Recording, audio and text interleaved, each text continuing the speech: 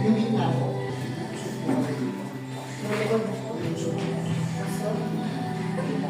Luluhod na ako.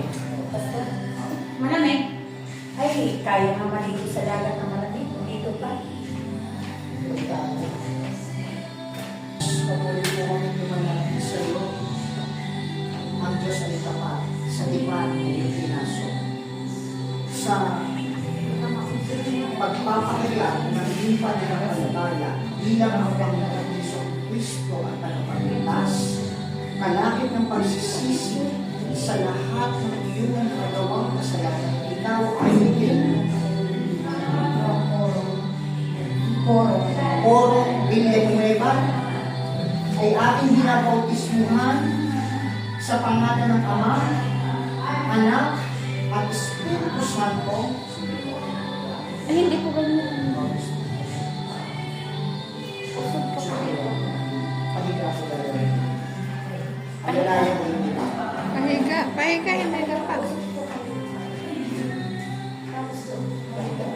mo yung iba.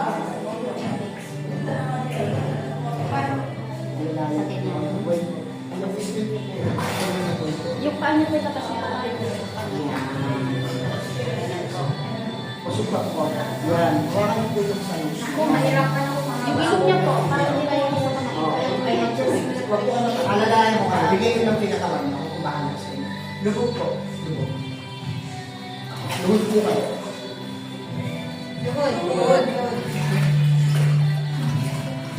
Sa karapatan na aking tinanggap sa Panginoon sa pamamagitan ng sugo ng gusto sa kawakasan ng huling araw, akin ngayong kinakalagan lahat ng pagkakasala ng iyong nagawa.